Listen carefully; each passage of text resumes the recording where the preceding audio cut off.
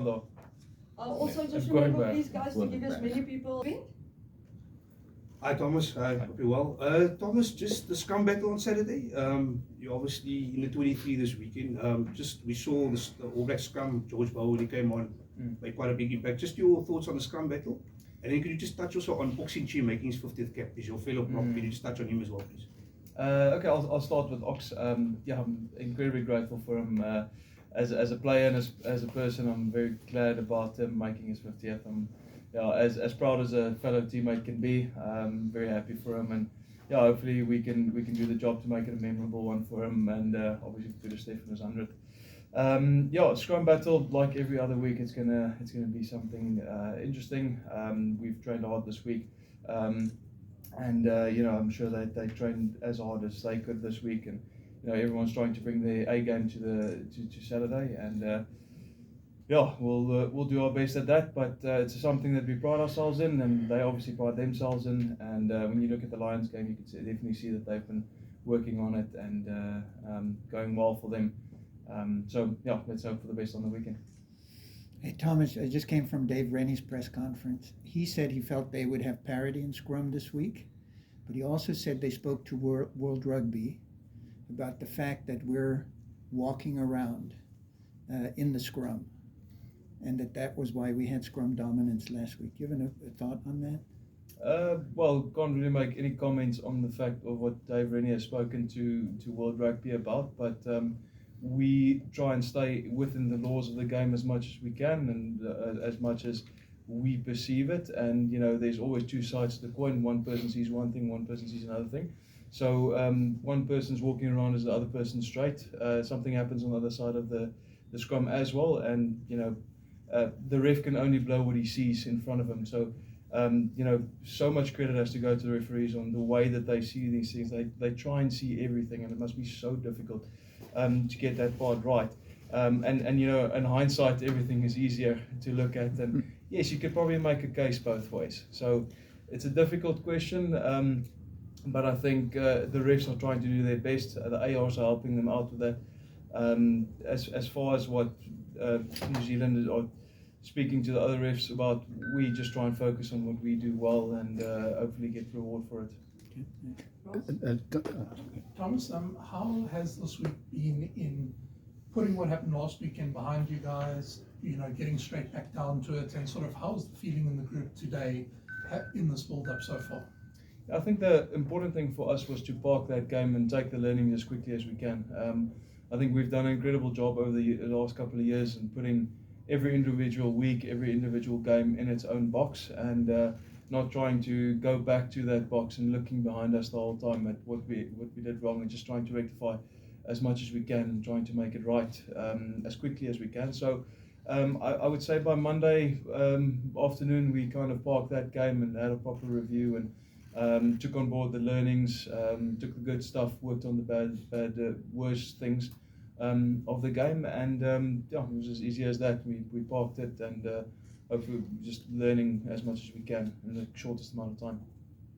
Thomas, just take you back to the scrum situation, and I'm not expecting you to give tactics away, but for us mere mortals, we don't know what's going on in the dark places there. Try and enlighten us a bit about what exactly it takes to get that straight forward, to get in that scrum and get that dominance. Yeah, I think it's probably not as technical as a lot of people would want to make it or want to perceive it. The important thing is, like I've previously mentioned, staying within the rules, trying to scrum forward on both sides of the pack, loose head and tight head side. And then what kind of happens after that happens. If the scrum wheels or collapses, at least you're trying to show as much of a dominant picture as possible. So yes, there's a lot of technical things that I won't bore you with, but the reality of it is you need to show the referee a good picture in your bind and your setup, scrumming forward on both sides, staying within the rules, and not getting caught up with the technical bits, but trying to show dominance. That is as obvious as I can make it, but I think also that's probably every team's plan. Some teams just get it right, and others don't necessarily on the weekend. But scrums, just as in rugby, things change very quickly. One week you can have dominance, next week you won't. So very much about what the referee perceives about the game, what he sees in front of him, which is completely fair. and yeah, you kind of have to put that forward as the way the ref is going to manage the game. Hi Thomas, thanks for your time.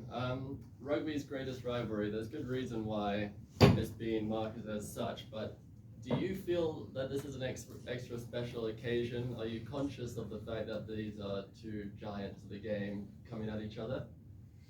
Yes, I think so. Trying to probably put that at the back of my mind, also understanding that the game needs to be played on Saturday, and we want to win the game. And so it's definitely something in the back of our heads, but it's not a primary focus. It's like I've previously mentioned about putting every game in its own individual block and trying to take the learnings from the previous week and putting it in the work to perform the next week. Just like every other game, we're going to put this one in its own box. And yes, we've got that undertone of what this occasion is, but the reality of it is we want to win on Saturday, and what we need to do during the week is going to be important.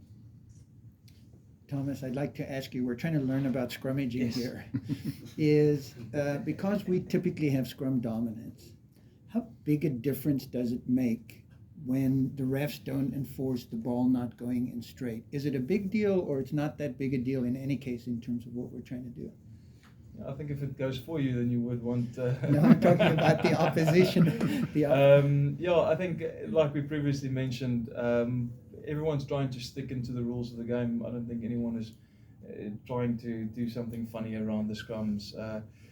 I think with the two packs, especially for the weekend and last weekend, I don't think there was any tactics necessarily around getting, earning the grey penalties. It's more just showing dominance going forward. So I think everyone is trying to stick into the rules, and we just want to try and be as dominant as we can.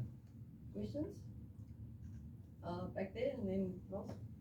Me? Okay. Hi. Can you tell us, sportively speaking, but also mentally speaking, what does it mean to have Sia back in the team? Yeah, it's great having Sia back in the team. I think he did very well with his rehab to get back as quickly as he could, and he was really trying hard to get back in the team. And every time he didn't really feel 100%, he would be big enough of a person to say, listen, I'm not ready, and take the extra week, and the physios and the doctor obviously looked after him well. I think it was very big of him to make those type of decisions. I think he made very responsible calls, not only for the team but for himself, and you don't want to play with a niggle injury or something. So it's great having Sia back again. He's a very vocal person, especially at training. And I feel that helps a lot, especially I think he gives a lot of confidence to the younger guys, and then obviously the more experienced guys, they speak his language, so it's great to have him back in the team again. Speaking of that scrum dominance, Thomas, Wilco, Ox and Malcolm had some big scrums last week.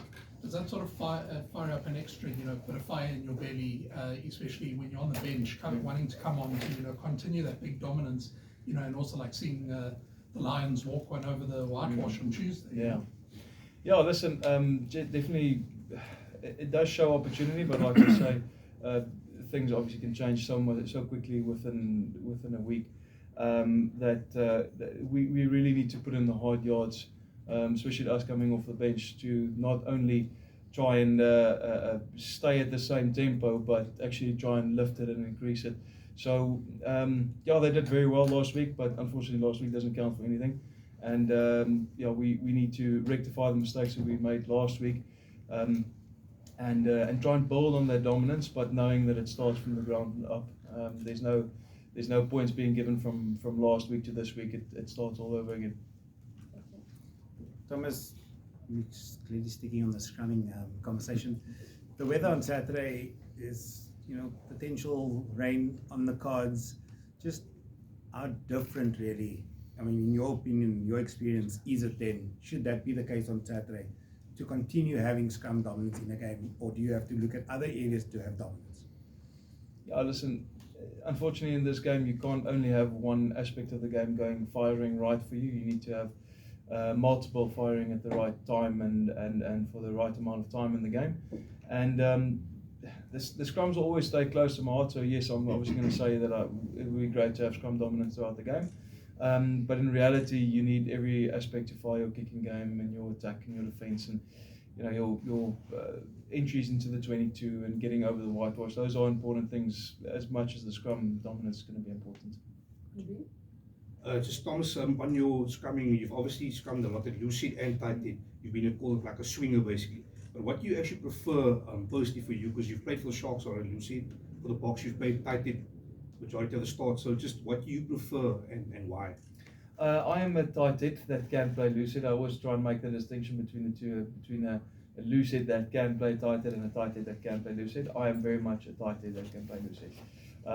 I've been enjoying my role at tight head for the last 3 years at Bath quite a bit. Played a couple of games there on loose head, but only basically more to help out with less numbers and stuff like that, and injuries and those type of things. But I am very much a tight head. I would say if I had to play 10 games a year, I would maybe play one, maybe at loose head. So very much a tight head rather than a loose head, and I do prefer it.